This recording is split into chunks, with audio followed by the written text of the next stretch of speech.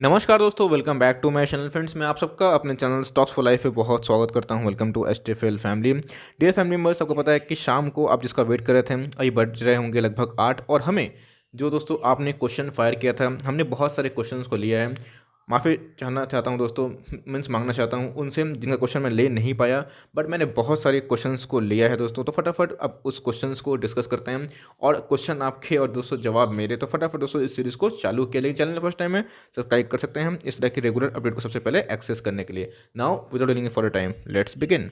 सबसे पहला क्वेश्चन है मोहम्मद सरफराज जी का। आप देख सकते हैं कि what about PNB IDBI buying strategy. First of all mister Sarfaraz ji, मैं इन सब बैंकों को अवॉइड करता हूँ, बिकॉज इन सब बैंकों में उतना मुझे ठीक से कॉर्पोरेट गवर्नेंस का इशू देखने को नहीं मिलता है। बहुत ऐसे सुस्त बैंक है, डाउन ट्रेंड का स्टॉक है, तो मैं दोस्तों इसमें स्ट्रेटजी लगाता नहीं हूँ, टू बी वेरी ऑनेस्ट। और मैं इन सब बैंकों को थोड़ा सा दूर ही रखता हूँ।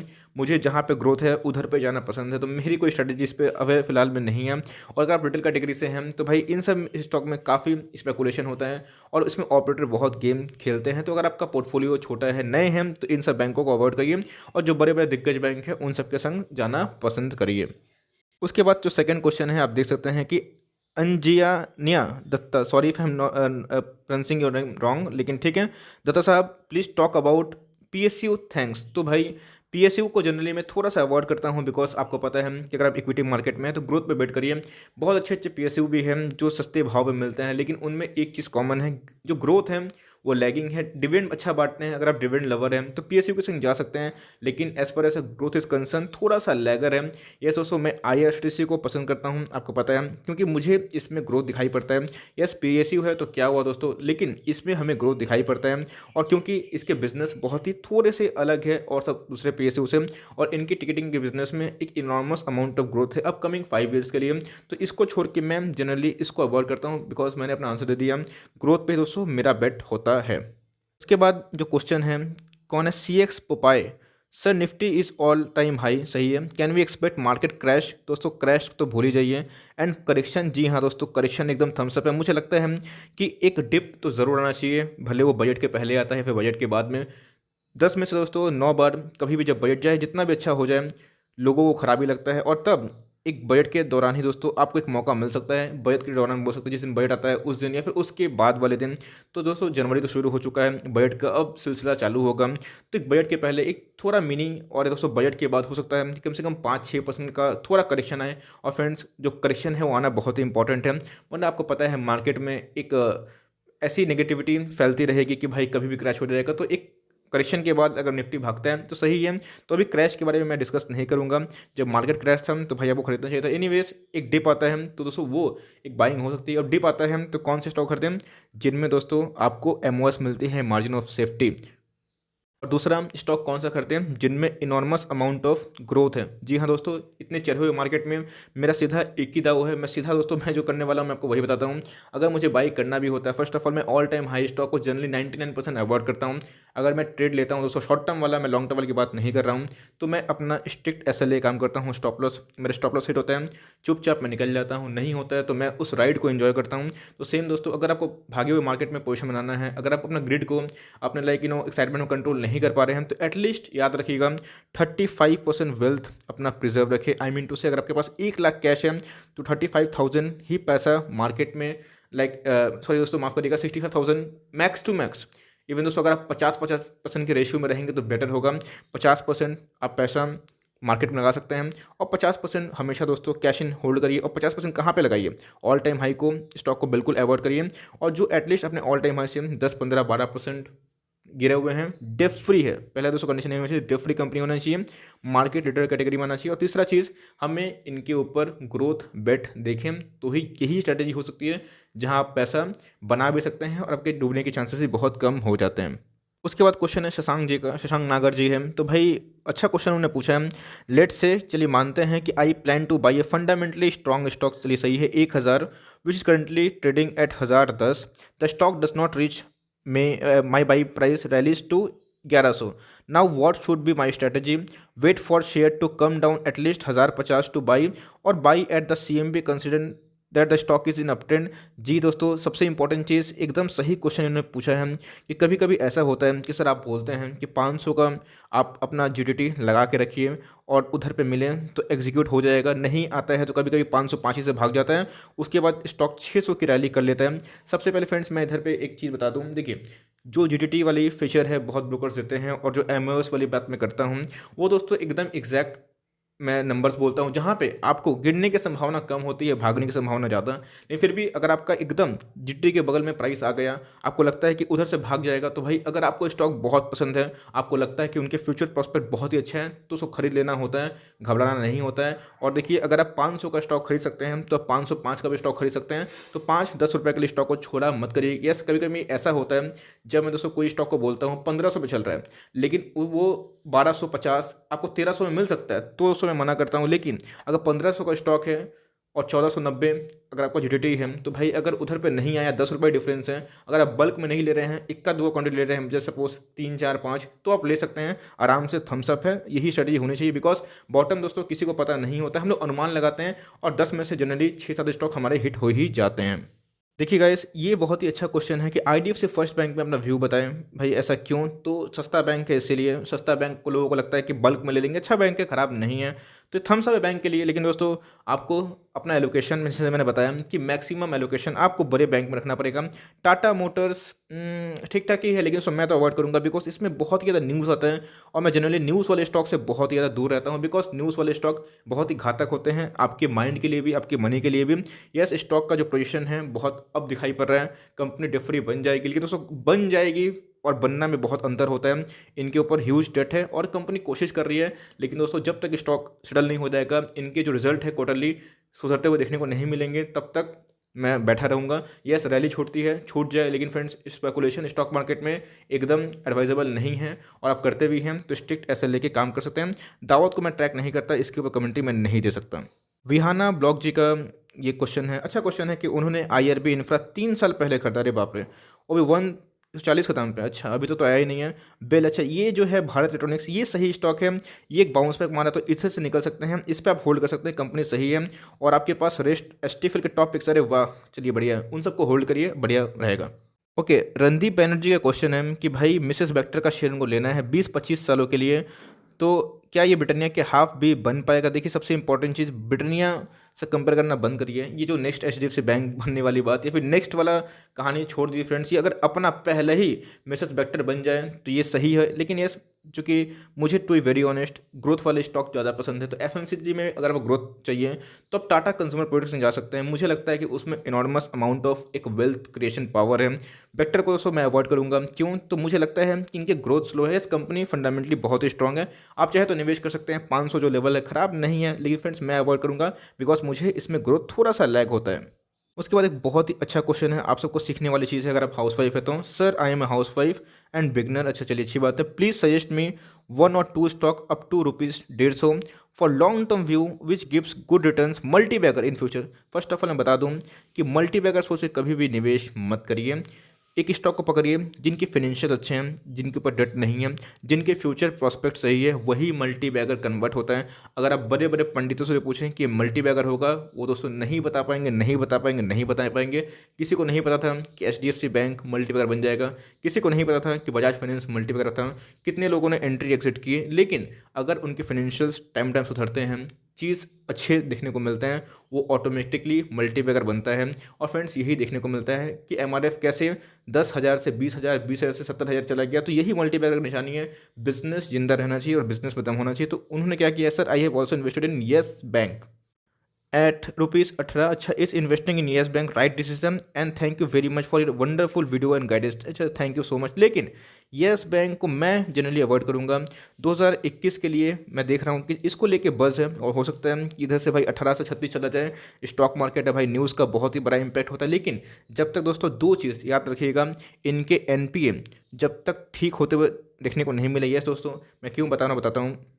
एनआईआई नेट इंटरेस्ट इनकम, असल में कोई बैंक का बिजनेस भैया इनके नेट इंटरेस्ट इनकम का मेन कमाई होता है।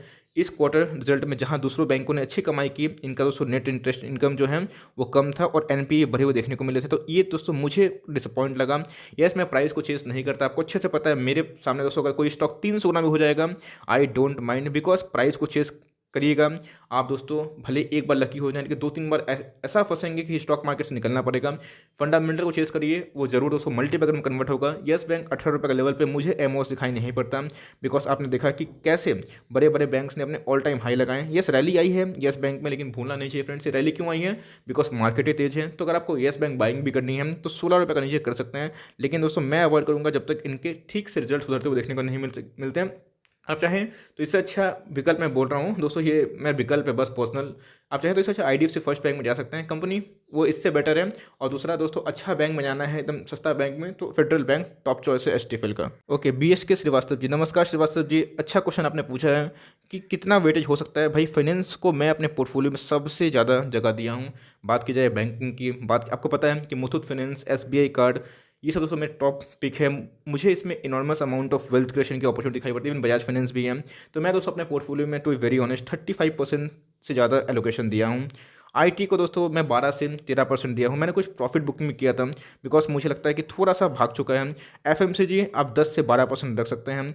फार्मा 5% से ऊपर मत रखिएगा, और केमिकल भी मेरे सेम रहे हैं। और जो बच गए उनको दोस्तों आप बहुत सारे कंजम्पशन वाले स्टॉक पे निवेश कर सकते हैं, बिकॉज आपको पता है कि इंडिया में कंजम्पशन वाले बहुत सारे स्टॉक्स हैं। तो भाई कंजम्पशन वाले पे भी ध्यान दीजिए, जहाँ पे एक प्राइस बढ़ते हैं, लेकिन आपका मेन जो इंटरेस्ट होगा दोस्तों वो फिनेंस में होना चाहिए। फिनेंस के जितने भी स्टॉक्स देखिए आज अपने ऑल टाइम हाई को टच कर रहे हैं, बिकॉज बिना फिनेंस का इकोनॉमी ही गिर जाएगा। तो अगर आप ऐसे करते हैं 35, 15 मान इसको दे देते हैं दोस्तों, तो 50 हो रहा है। 50 और 10 60, 60 और ये 10 या फिर 12 आप दे सकते हैं, 15 दे सकते हैं, वही 70-75 हो रहा है। और जो रेस्ट 25 हो रहे हैं उनमें आप अच्छा कुछ ऑटो को भी डाल सकते हैं। कुछ आपको अगर लगे कि कुछ कंजम्पशन वाले जो स्टॉक्स हैं उसमें भी आप निवेश कर सकते हैं, वो भी एक अच्छा विकल्प हो सकता है। अच्छा, इनका कमेंट का आंसर मैं बहुत दिन से देना चाहता था कि भाई इनकी एज 34 है। इमरान जी नमस्कार, मुझे 5 लाख 20 साल के लिए इन्वेस्ट करना है। अच्छा, बहुत ही अच्छा बात है। मार्केट तो हाई पे है, लेकिन जब भी मौका मिलेगा तो थोड़ा थोड़ा बाई ऑन डिप्स खरीदूंगा। बहुत ही अच्छा है थम्सअप, लेकिन क्या मेरा पोर्टफोलियो सही है? तो इन्होंने दोस्तों कुछ स्टॉक्स बताए हैं, उसको बताता हूँ। सबसे पहले स्टॉक आप देख सकते हैं टीसीएस, बहुत अच्छा स्टॉक है। इन्फोसिस बेहतरीन, विप्रो, एलएनटी एंड एचसीएल टेक। तो आप चाहें तो एलएनटी इन्फोटेक पे जा सकते हैं, इससे मुझे ज़्यादा ग्रोथ दिखाई पड़ता है अभी शॉर्ट टर्म के लिए मैं बोल रहा हूँ। अदरवाइज आप एचसीएल टेक में जा सकते हैं, इसमें ग्रोथ है। बायोकॉन अच्छा शेयर है, लेकिन इससे अच्छा आप सनोफी को भी जगह दे सकते हैं, वो भी अच्छा मुझे दिखाई पड़ता है। लैल पैथलैब, डिविस लैब दोस्तों, तो डिविस लैब पे मैं जाऊंगा, इसमें ज़्यादा मोमेंटम दिखाई पड़ रहा है। लाल पैथलैब बहुत सही है। दीपक नाइट्रेट थम्सअप है। पिटीलाइट थम्सअप है। नवीन फ्लोरिन पे मैं जाऊंगा, मुझे ग्रोथ दिखाई पड़ता है। अतुल को भी आप डाल सकते हैं। HUL बहुत ही अच्छा है। इसकी जगह आप अगर वैल्यू इन्वेस्टर है तो ITC को भी कंसिडर कर सकते हैं। और टाटा कंज्यूमर प्रोडक्ट्स अगर चाहते हैं कि शॉर्ट टर्म में पैसा कमाना तो उसको ऐड कर सकते हैं। डाबर बहुत ही बेहतरीन है। HDFC बैंक भाई बहुत टॉपिक है मेरा। बजाज फाइनेंस, दोनों ही मेरा बेहतरीन और फेवरेट स्टॉक है। HDFC भाई स्टॉक का बाप है। HDFC life, Lombard, SBI life को जरूर रखिए। यहाँ पे SBI लाइफ थोड़ा सा अंडर वैल्यूड है और मुझे लगता है कि ये जरूर आउट परफॉर्म करेगा। एक साइड BKT, तो भाई एक साइड BKT बहुत अच्छा है। मेरे हिसाब से आपको अमराजा बैटरी को भी कंसिडर करना चाहिए। LNT बहुत ही सही है। रिलैक्सो को इन्होंने चुना है, बहुत ही अच्छा है, बहुत बेहतरीन रिलैक्सो है। चलिए सही है। पॉलिटेक्निक, एस्टर पॉलिटेक्निक मेरा फेवरेट स्टॉक है। बॉर्जेट पेंट शानदार है। पॉलीकैब ज़्यादा बेटर है दोस्तों, बिकॉज इनकी वैल्यूएशन सही है। इंद्रप्रस्थ टॉपिक है। वेदांता को एकदम यहाँ पे अवॉइड करिए, इसमें बहुत ही स्पेकुलेशन देखने को मिल रहा है। उसके बाद HDFC AMC और निपॉन, तो HDFC AMC, यस निपॉन खराब नहीं है, निपॉन को निकाल मत दीजिएगा, दोनों में पोर्टफोलियो का स्टॉक है। HDFC AMC चूंकि मार्केट लीडर है, टॉपिक है। IRCTC बहुत अच्छा स्टॉक है, बेहतरीन है, और मुझे लगता है कि ज़रूर आउट परफॉर्म करेगा, और इनके मोनोपोली बिजनेस इनका सबसे बड़ा एसेट है। SBI का टॉप नॉच थम्सअप, तो भाई आपकी बहुत अच्छी पोर्टफोलियो कलेक्शन है, और इसमें ज़्यादा से ज़्यादा मेरे स्टॉक के दिखाई पड़ रहे हैं। तो एनीवेज आपके जो कलेक्शन है बहुत ही बेहतरीन है। क्या एक और स्टॉक ऑटो सेक्टर में मारुति सुजुकी या हीरो मोटरकॉर्प रखना चाहिए? फर्स्ट ऑफ ऑल 25 स्टॉक कुछ ज़्यादा ही मुझे लग रहे हैं, बिकॉज 25 लाख का 25 लाख बोलना माफ़ करिएगा, 5 लाख के पोर्टफोलियो में 25-30 स्टॉक कुछ ज़्यादा ही दिखाई पड़ते हैं। 5 लाख का पोर्टफोलियो है तो भाई इनमें भी स्टॉक को रिएक्ट करिए और सेलेक्ट करिए। किन को? बस दोस्तों 15 से 17 स्टॉक, उससे ज़्यादा नहीं। यही 5 लाख के लिए एक आइडियल पोर्टफोलियो के स्टॉक होते हैं, और उसमें आपको जितने फिनेंस वाले जो सेक्टर है उसमें ज़्यादा एलोकेशन देना पड़ेगा। आप चाहे तो यही रणनीति कर सकते हैं, फिनेंस और IT, और उसके बाद कंजम्पशन और फार्मा को दे सकते हैं। इधर पे आप केमिकल में भी अच्छा खासा दाव खेल सकते हैं। Otherwise stocks are very good. Okay, Sumana ji का नेक्स्ट क्वेश्चन है कि भाई स्टॉक ऑप्शन फॉर इंट्राडे, देखिए स्टॉक ऑप्शन फॉर इंट्राडे बहुत ही वोलेटाइल होता है और इसमें आपको न्यूज़ से ज़्यादा साइकोलॉजी पे बिहेव खेलना पड़ता है। मैं भी एक अच्छा ऑप्शन ट्रेडर हूँ, लेकिन दोस्तों मैं सोच रहा हूँ कि ऑप्शन के ऊपर वीडियो एटलीस्ट कुछ महीना के बाद स्टार्ट करूँ, जहाँ पे आपको कम से कम इंट्राडे सिखा दूँ। पहले दोस्तों आपको फंडामेंटल सीखना है, फिर आपको कैसे मैं पिक करता हूँ वो सिखाना है। तो आपको 1 साल का टाइम चाहिए अगर आपको प्रो बनना है मेरे चैनल से। तो भाई मुझ पर थोड़ा फिर रखिए, थोड़ा सा मुझे भरोसा रखिए। ज़रूर दोस्तों मैं आपको सारा चीज़ सिखाऊंगा, लेकिन अभी एज फॉर नाउ अगर आप बिगनर हैं तो इंटरडे ऑप्शन में अवॉइड करिए, बिकॉज जो मूव होते हैं कभी कभी 40-50% में हो जाते हैं और ये आपके वेल्थ के डिस्ट्रॉयर है। अदरवाइज आपने क्वेश्चन सही पूछा है, लेकिन मैं जल्दी ही रिकमेंडेशन करूंगा और वीडियो भी बनाऊंगा।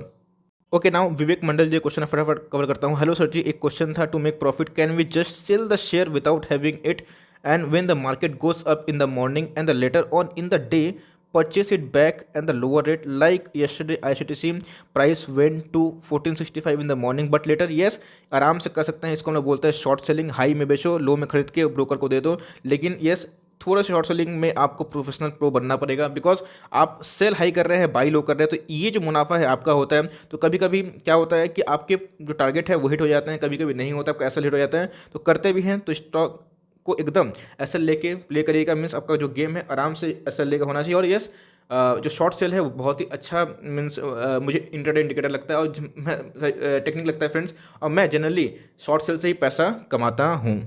ओके, चरणजीत सिंह का क्वेश्चन है। चरणजीत जी नमस्कार, बॉट एयरटेल 519 1480 में क्या करते हैं? IRCTC थम्स अप है, इसको लॉन्ग टर्म तक होल्ड करिए, एकदम सही है। सौरभ शर्मा जी, क्वेश्चन है ग्रैन्यूल्स इंडिया को लेकर, बहुत ही अच्छी कंपनी है ग्रैन्यूल्स में, क्या बोलूँ, आपने थोड़ा महंगा लिया है, सही बात है, आपको एग्जिट नहीं करना चाहिए। मुझे दोस्तों इनके ग्रोथ में दम दिखाई पड़ता है, मुझे लगता है आने वाले टाइम में आउट परफॉर्म कर सकता है, बिकॉज इनके फाइनेंशियल रेशियो काफ़ी बेहतरीन है। ये बहुत ही अच्छे क्वेश्चन है। अर्पण कुंडू साहब का क्वेश्चन है कि उनको एक पोर्टफोलियो क्रिएट करना है 10 साल के लिए, अच्छी बात है, 25,000 मंथली, बहुत ही शानदार बात है। In how many stocks, stock name please? तो भाई एस टी जितने भी स्टॉक है उनको उठा लीजिए, आपको मिल जाएगा। Should I invest so that I would be able to get maturity amount of 1 crore after 10 years? Okay, तो इनका टारगेट रिजनेबल है भाई, कोई कोई हाई फाई नहीं है। अगर आपको 15% पर एनम मिलता है, माइंड करिएगा दोस्तों, खाली 15% इनके CAGR एक सालाना की बात की जाए तो 12 साल में इनको 1 करोड़ के ऊपर इनको मैच्योरिटी अमाउंट मिल सकती है। लेकिन फ्रेंड्स, चूंकि मैं हमेशा बोलता हूँ कि MOS से काम करिएगा तो आपको ये 15%, आपके 18% या फिर 19% हो सकते हैं, और 3-4% का डिफरेंस एक ह्यूज एक वेल्थ क्रिएट कर सकता है। तो आपको अगर STFL के टॉपिक नहीं पता तो जाइए, मेरे प्लेलिस्ट को मिल जाएगा, उधर पे आप SIP कर सकते हैं। और स्टॉक अगर बात की जाए, 25,000 का पोर्टफोलियो है तो भाई 3 लाख आप सालाना अफोर्ड कर सकते हैं। तो आप 15 से 20 स्टॉक को लीजिए, जो दोस्तों हमेशा मैं बोलता हूँ कि STFL के टॉपिक है, उधर पे निवेश करते रहिए। और यस, अगर आपको अच्छा कंपाउंडिंग इफेक्ट करना है तो आप MOS पे खरीदिए, मेरे दिए गए MOS पे आपका 10 साल में दोस्तों 1 करोड़ तक, क्या उससे ज़्यादा भी बन सकता है।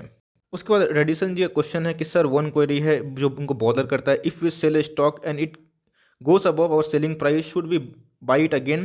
What are the indicators that this will move upside more? Example, L&T traded 900 से 1000, अभी हम लोगों को सेकंड टाइम। देखिए, सबसे इंपॉर्टेंट चीज़ है, अगर आप प्रॉफिट बुक करते हैं, यस, बहुत ही हेल्दी पार्ट है दोस्तों इन्वेस्टमेंट का, और प्रॉफिट बुक करना भी चाहिए।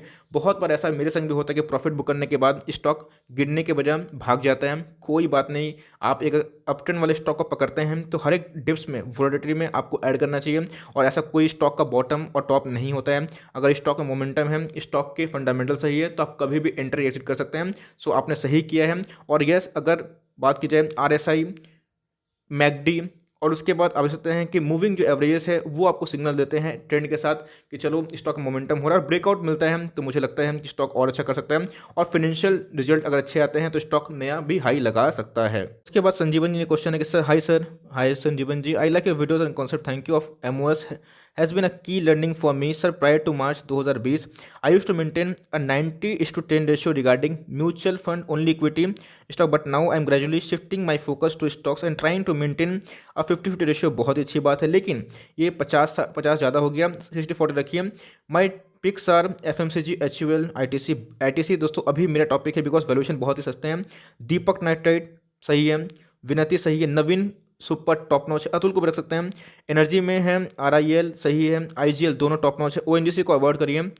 कंजम्पशन रिलैक्सो बेहतरीन, पॉलीकैप बेहतरीन, टूरिज्म बेहतरीन, BFSI मुथूट टॉप पिक है, ICICI top pick, HDFC top pick है, HDFC लाइफ टॉप पिक है, बजाज फिनसर्व टॉप पिक है, IT TCS ओनली 3। बहुत ही अच्छा पोर्टफोलियो आपके पास है और इन सब स्टॉक को लॉन्ग टर्म तक होल्ड करिए, डेफिनेटली एक मैसिव वेल्थ क्रिएट कर सकते हैं। और दो क्वेश्चन है कि are the stocks okay in the sector और शुड आई ड्रॉप और ऐड सम अदर स्टॉक्स। तो आप चाहें तो SBI कार्ड को लिख सकते हैं, बहुत ही अच्छा स्टॉक है। आप चाहें एज ए वैल्यूएशन को तो निपॉन को रख सकते हैं। HDFC AMC को थोड़ा डाइवर्सिफाई करके निपॉन का वैल्यूएशन मुझे सही लगता है, लेकिन HDFC AMC आपके पोर्टफोलियो का स्टॉक होना चाहिए।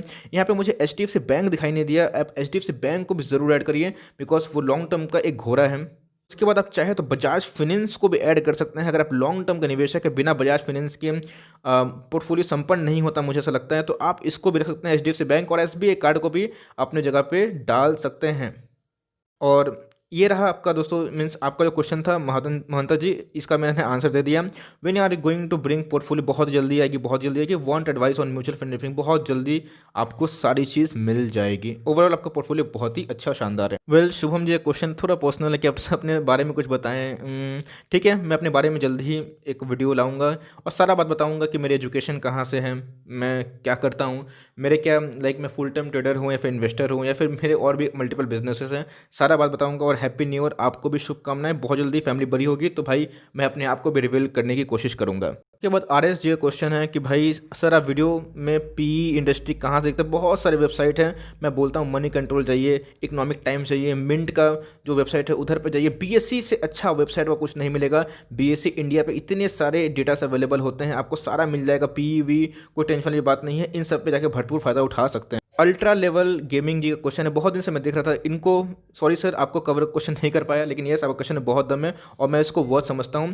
Best safest trading investment strategy of 3 to 6 month without much risk. देखिए जो अपने ऑल टाइम हाई से निफ्टी 50 के टॉप पिक्स हैं, जिनके ऊपर जीरो डेट है, जिनके बिजनेस में ग्रोथ है, जो अपने ऑल टाइम हाई से एटलीस्ट गिर रहे हैं, गिर इसलिए रहे हैं बिकॉज उनके सेक्टर में प्रॉफिट बुकिंग हो रही है। ध्यान दीजिएगा, उनके सेक्टर में प्रॉफिट बुकिंग हो रही है और जैसे ही वो ओवर सोल्ड जोन पे आते हैं तो आपको वहाँ पे अपना SIP स्टार्ट करना है। कैसे करना है आपको पता है कि बॉटम किसी को नहीं पता।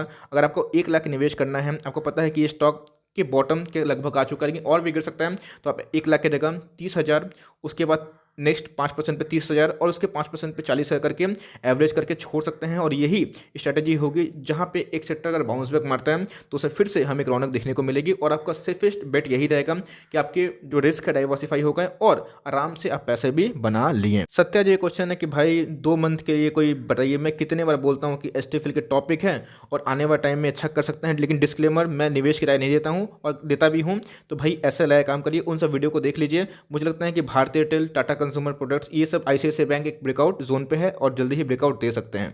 अशोक जी क्वेश्चन है, काफ़ी सीनियर बोलते हैं, यस थैंक यू अशोक जी। तो भाई प्लीज़ मेक 1 चैनल और मोर। देखिए एक चैनल तो मुझसे संभल नहीं रहा है, बहुत लोग पूछ रहे हैं कि टेलीग्राम में क्यों नहीं आ रहे हैं। देखिए टेलीग्राम में आना फिर कोई भी चैनल खोलना आसान नहीं होता है। अगर मैं कमिटमेंट देता हूँ कि मैं इस दिन हाजिर होऊंगा तो उसके लिए मुझे कंटेंट बनाना पड़ता है, मेहनत चाहिए। मेरी टीम बहुत ही छोटी है, बट आपका प्यार रहेगा, एक दिन लोग बहुत बड़ी टीम बनेंगे तब आपको एकदम भरपूर इंटरडे कॉल भी मिलेगा फ्री ऑफ कॉस्ट, टेंशन मत लीजिएगा। और म्यूचुअल फंड कैसे चूज करना है इसके ऊपर जल्दी ही मैं वीडियो लेके आऊँगा। अंकुर जी क्वेश्चन है कि अपने पोर्टफोलियो का लिस्ट बताइए। भाई मैं कितना जो STFL बताता हूँ वो सब मेरे पोर्टफोलियो के ही स्टॉक है, अब नंबर मत पूछ लियो भैया, लेकिन यस वो सब मेरे पोर्टफोलियो के स्टॉक के जाइए, उन सभी स्टॉक पे निवेश कर सकते हैं। बहुत ही फंडामेंटली स्ट्रॉन्ग कंपनी है। RS साहब का वही क्वेश्चन है। और इधर पे आप देख सकते हैं काशिफ जी का ऐसे में बहुत पुराने सब्सक्राइबर मेरे। लॉन्ग टर्म के लिए तो इतना बता दूंगा कि 15 साल में 50 लाख प्रॉफिट कर लोगे, लेकिन शॉर्ट टर्म के लिए नहीं मालूम। भाई शॉर्ट टर्म में जहाँ पे वॉल्यूम्स बढ़ रहे हैं, जहाँ ट्रेंड बढ़ रहा है, जहाँ पे OI बिल्डअप हो रहे हैं और जो सेक्टर में एक रैली है, न्यूज़ है, बस उधर पे ही फ्लो करना है। हमने कैसे रिलायंस से पैसा कमाए, कैसे IT में पैसा कमाए, बिकॉज मनी शिफ्ट होता है, कैसे केमिकल में पैसा कमाए। लेकिन अब देखना हो कि बहुत जगह प्रॉफिट बुकिंग होगी, तो भाई जितने भी अंडर वैल्यू स्टॉक थे आपने देखा कि कैसे बैंक को चढ़ाया गया तो रिलायंस को गिराया गया। तो ये ट्रेंड आपको पकड़ना चाहिए और यही शॉर्ट टर्म का सबसे आसान ट्रिक होता है। जितेंद्र कोला जी क्वेश्चन है, उनको बस लो रिस्क में पोर्टफोलियो क्रिएट करना है। थम्स अप है, Bajaj finance, HDFC AMC, Avenue supermart, अरे सारे शानदार है, एकदम कंटिन्यू कर सकते हैं। तो भाई शोभन जी का क्वेश्चन है, अरे इनके पास दो एमआरएफ है, अरे भैया आप ही ऑपरेटर है। तो एनीवेज हमें दो एमआरएफ के शेयर होल्डर दिखाई पड़ रहे हैं। शोभन माइती जी बहुत ही अच्छा स्टॉक है, लेकिन आपने तो बताया नहीं कि आपने कितने में लिया है। जब तक मुझे नहीं पता चलेगा आप कितने के प्रॉफिट में, तो मैं कैसे बोल सकता हूँ। आप नेक्स्ट टाइम बाइंग बताइएगा कितने में लिए हैं। ओके नाउ तो last question of the day भाई यही मैं समाप्त कर रहा हूँ, और माफ़ करिएगा जिसका दिल से दोस्तों मैं माफ़ी मांगना चाहता हूँ कि इनका क्वेश्चन कवर नहीं कर पाया। मैं प्रॉमिस करता हूँ आप जरूर कमेंट बॉक्स में नीचे लिखिएगा सर मेरे क्वेश्चन को याद से डालिएगा, तो मैं अभी स्क्रीनशॉट ले लूँगा और नेक्स्ट वीक में ज़रूर कवर करूंगा। ये लास्ट क्वेश्चन है हसन कामोनपुरी के लिए। इनके लिए दोस्तों मैंने लास्ट क्वेश्चन क्यों कवर किया है, आप सबको सबसे बड़ी सीख है। I am 60 years old. पहले बात हमको सर मत बोलिए, आप मुझसे बहुत बड़े हैं, आपको मेरा प्रणाम। I believe investing should be according to one's age, एकदम सही है। What should be my investment strategy? I have invested 70 lakhs in undisputed leaders of different sector. I can't wait for 5 years। अच्छा, I have invested not only to double my capital but also to enjoy investment as a thrill. Please advise about my strategy. We have great respect for your opinion and regards. देखिए सबसे पहले मैं बता दूं कि आप जिस age category में हैं तो उधर पे आप थ्रिल का बात भूल जाइए। आपके पोर्टफोलियो जो 70 लाख के हैं, अनडिस्प्यूटेड मार्केट लीडर्स जो आपने रखे हैं, थम्स अप है, उनको कंटिन्यू करिए बिकॉज मार्केट अभी बुल फेस में है, तो पैसा बनेंगे ही। पैसा बनेंगे तो अच्छा खासा ही बनेंगे, लेकिन अगर आपके पास 5 साल का समय नहीं है वेट करने के लिए तो आपको थ्रिल की ज़रूरत नहीं है। मैं देखता हूँ आपके कमेंट्स में पढ़ता रहता हूँ, मैं रिप्लाई करने की भी कोशिश करता हूँ। देखिए थ्रिलिंग करके फ़ायदा नहीं है। आप 100 से अपना एज अगर 60 माइनस करते हैं तो आपका जो पैसा है 40% बस स्टॉक मार्केट में होना चाहिए। 60% पैसा आपका एफडी, डेफ फंड, यहाँ से आपका मिलना चाहिए जहाँ पे आपको रेगुलर कम से कम इनकम आए। 40% में भी आपको मैक्सिमम जो है आपका दोस्तों एलोकेशन कहाँ होना चाहिए, ब्लू चिप मल्टी बैगर में। और आपको रिस्क लेना है तो मिड कैप में रिस्क ले सकते हैं, स्मॉल कैप में भी एडवाइजेबल नहीं है बिकॉज अभी आपकी डायमंड वाली एज है। और इधर पे थ्रिल करने के चक्कर में मत जाइए। अगर आपने अपने स्टॉक का पोर्टफोलियो एसटी के टॉपिक से बनाए हैं तो वो घबराने की कोई बात नहीं है, सारे बेहतरीन स्टॉक है। लेकिन थ्रिल करना भी है तो जो स्टॉक अभी अंडर वैल्यूड है जैसे आईटीसी, जैसे आईआरसीटीसी, इन सब में थ्रिल कर सकते हैं। इन सब में जीरो डेट है और कंपनी बेहतरीन है तो 1-2 साल में जरूर बाउंस बैक मारेगी, तो इधर पे आपको थ्रिल मिल जाएगा। लेकिन छोटे मोटे मझोले शेयर पे और ऑप्शन ट्रेडिंग में और इंटरडे के टिप्स मत पड़ेगा, वरना आपके पैसे साफ भी हो सकते हैं। और मैं नहीं चाहता हूँ और वेल विशेष देता हूँ कि आप इस एज में अच्छे खासे पैसे और बनाएं और अपने पैसे को एकदम मजबूती से पकड़े हुए रहें और आराम से अपने जो लास्ट जो डेज है, आराम से जो एक होता है रिटायरमेंट डेज, आराम से इंजॉय करें। So for timing that's the end. जो मैंने Q&A सीरीज लाई थी दोस्तों, बहुत मेहनत लगी और मैं फिर से एक बार माफ़ी मांगना चाहता हूँ आप सबसे जिनका क्वेश्चन मिस हो गया, लेकिन मैं प्रॉमिस करता हूँ नेक्स्ट टाइम मैं मैक्सिमम और क्वेश्चन उठाने की कोशिश करूँगा। आई होप मेरी एफर्ट आपको अच्छी लगी। आई तो भाई एक लाइक कर दीजिएगा, लाइक बनता चैनल में, फर्स्ट टाइम है तो सब्सक्राइब भी कर दीजिएगा। और आप सबको हैप्पी न्यू ईयर्स की बहुत बहुत शुभकामनाएं और ये साल आपको बहुत ही वेल्दी बनाएं। तो गाइस मिलते हैं जल्दी, तब तक के लिए bye. Thanks for watching friends, God bless you all.